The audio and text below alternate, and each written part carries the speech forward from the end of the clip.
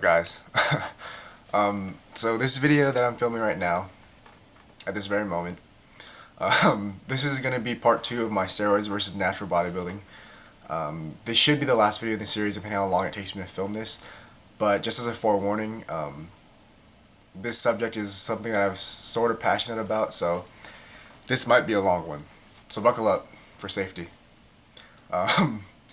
And this is not going to be like just about performance enhancing drugs at this point anymore, because I guess first off I'll say, like, what exactly does it mean to me to be a drug-free athlete? And if you looked at like my profile information on my channel or Instagram or Facebook, I don't know if I have it on all of them, but basically as a drug-free athlete, at least for myself, that means that obviously I'm not using any banned substances on the nanbf banned substance list. No performance enhancing drugs. For me, that also means no recreational drugs, no alcohol, and at this point in my training career, there's not even any like pre-workout stimulants or anything like that. And I'm not saying stimulants are wrong, like at least like not unbanned pre-workout supplements. There's nothing wrong with them. I just don't like them. But yeah, so the main ones are banned substances, definitely not. Recreational drugs, definitely not. And alcohol, definitely not. And I guess the first one, the one that you guys are probably most concerned about or whatever, is banned substances. And this discussion is sort of multi-part in the sense that, well, I guess I'll start this way. Like, a lot of times people ask me, and I'm sure a lot of competitors get the same question, like they ask, why would you compete drug-free if you know that you'll never make a living from the sport? At least probably not. Even guys at the top level of the sport, when they win contests, they're not winning that much money. It's not enough to support their own, like, themselves, let alone a family. So most, even like the best of the best IFPA pros, they still have to have like a normal day job as well. So you don't make that much money from the sport, and you know you'll never get like that to that level of like being the best in the world, because that spot is reserved for the unregulated guys that compete at the IFBB Olympia. Like, nobody says, oh, so and so is the best bodybuilder in the world. Like, you don't say that and think of drug-free competitors. You say that and think of the unregulated Olympia. And not only that, but as a drug-free competitor, you'll probably never get the recognition that you think you deserve, because that kind of recognition is reserved for, again, the IFBB pros and the NPC athletes and stuff that are using drugs, and the guys that are making it on big covers of magazines and stuff like that. So, like, why would you compete drug-free, right? But for me, there's a few reasons. One of the most obvious for me is health. There are certain undeniable health risks associated with using a lot of banned substances. Like, there's a reason they're banned. And I know a lot of people will say, like, oh, you can use steroids, don't worry, like, as long as you do it correctly, you'll be fine. Like, I don't think that's true at all. But then again, I'm not a doctor or a scientist or whatever, so you can believe what you want. But even if it's not true, like, if you don't know whether it's true or not, I'd rather not risk my health. I have really bad allergies. But, so other than health, I won't go too much more into that, just because I know a lot of people will probably be angry in the comments and try to tell me I'm wrong. So other than that, the biggest thing for me is probably morality. And that comes down to, like, a lot of guys that are using, they do it under the pretense that they're natural. Like, a lot of IFBB pros, believe it or not, they claim natural, and a lot of NPC athletes who are definitely using, they claim natural as well. Although I will say there are a few outliers, specifically somebody like Boston Lloyd, who is very, very open about his drug usage. And I'm not saying in any way that I agree with his choice to use all these performance enhancing drugs. I don't agree with it at all, but I do respect him for being so open about it, because it's important for people to know that in order to get to that level, in order to look like that, you do have to take drugs. And that's what it takes. I mean, but I'm not saying that you should. That's just the way it is. Like, and if you want to look like that, then you have to use drugs. But yeah, like I was saying, there are most unregulated athletes competing in untested organizations, or organizations that kind of test but not really. Like, they have like a piss test a month before the contest, and they tell the athletes when the piss test is going to be, so the athletes know that they can take drugs like 10 or 11 months out of the year and cycle off for their test. And then once they pass their test, they get to call themselves natural, right? Yeah, stuff like that. That doesn't make a whole lot of sense to me. And it's bad in two ways. One, because if you see somebody who weighs 260 pounds on stage, and they tell you they're natural, like, a lot of people will probably believe them. Like, a lot of people, they just don't know any better. And if you believe that, then when you look at somebody like me, or even like a top level drug free pro, you'll think like, what went wrong there? Like, why aren't they trying harder? What are they doing wrong that's preventing them from being that 260-pound competitor that's winning the Olympia or whatever? So it makes drug free athletes look bad, but also it kind of creates unrealistic expectations for everybody else. Like, just as an example, when I was first getting into training and dieting seriously, I was like 16 years old. It was my sophomore year, which was like not even 3 years ago. But yeah, sophomore year of high school, I was just kind of discovering YouTube, so I was watching a lot of YouTube videos, a lot of bodybuilding documentaries, and just clips and stuff for my motivation.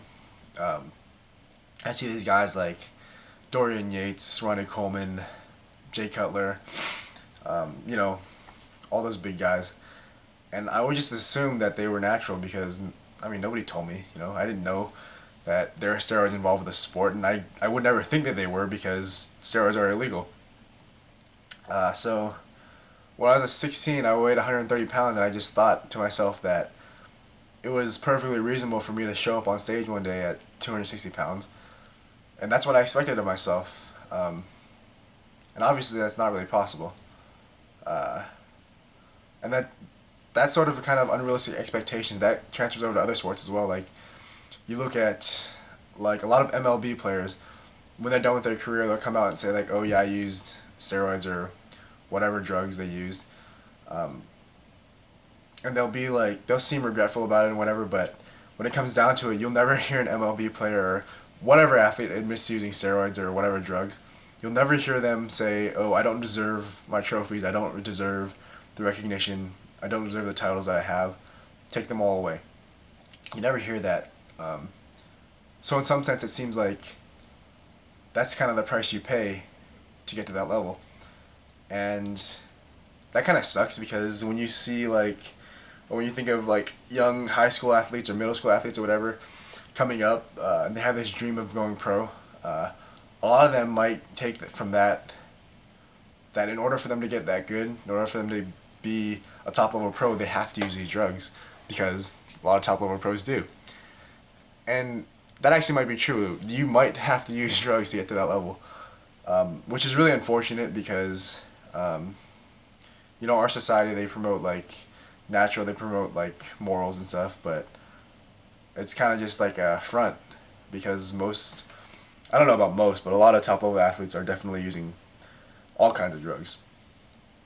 So yeah, those creates unrealistic expectations. And it's just bad especially for like kids, young kids especially, who are very impressionable, who want to get to that level. And then, I guess for the whole morality part, that's about it. But if you move on to like the reason that I don't do recreational drugs or drink alcohol, that's completely different because none of them are banned substances. Like, if I really wanted to, well, some recreational drugs are banned substances, but if I really wanted to, I could, like, drink and smoke or whatever. But part of it is a personal choice, definitely. I don't really like either of them. I don't think it's like, I don't know, it doesn't make you cool or whatever. But also, before my first season competing, I remember before I even registered for my first contest, I was on the nanbf website. It's nanbf.org, in case any of you guys are wondering. And on their homepage, they have this sort of like mission statement, or I don't really know what you call it, but it was like a quote for their athletes. like what they expect from their athletes. And I don't have the quote with me, but the gist of it was that as an nanbf competitor, regardless of whether you want this responsibility or not, people in the audience, people around you, people in your life, they'll look up to you and they'll look at you as an example, because I mean they'll see the progress that you make with your physique, and you will become sort of a role model. And as a role model, it is your responsibility to carry yourself in a certain way, and to make good decisions, and to act a certain way on and off stage. And that seems it might seem kind of unfair to burden your athletes with that sort of responsibility. But I think for one thing, it's good for the sport, and for another thing, like, you really shouldn't have to have somebody tell you that in order to behave a certain way. And like, the way I think of it is, at least for me, like, I'm not saying that drinking and doing drugs or whatever necessarily makes you a terrible person, but it's not necessarily good for your health, and especially at like my age, it's definitely not legal. And I feel like, even though I'm 19, there might be people looking up to me, I don't know, and if there are, they're probably younger than me. So the way I'm thinking about it is that if young kids or kids younger than me or whatever, if people who watch my channel maybe, if they look at me and they see me like going out and partying and drinking and stuff, making stupid decisions and stuff, then they'll probably think like, oh yeah, since he's doing it and he's building his physique pretty well, then it's fine for me to do it too. But then on the other hand, if I don't do those things, if I continue to at least try my best to make good decisions and carry myself responsibly, if I can just prevent, like, my hope is that by doing that, there will be at least a few people who will look at me and be like, oh, well, he doesn't do those things, so maybe I shouldn't. And even if there's like maybe just like 2 or 3 people out there who, because of the way I carry myself, they decide to act differently in a better way, then I mean that would be enough for me. That would be enough reason for me right there to sacrifice all those things that I might want to do. But yeah, I mean, I think that's about it. I know this is a long video, guys. If you watched the whole thing, thank you. If you like what I'm doing with my channel, be sure to comment, rate, and subscribe. Share the video if you want. But until next time, I think that's it. So, see you next time.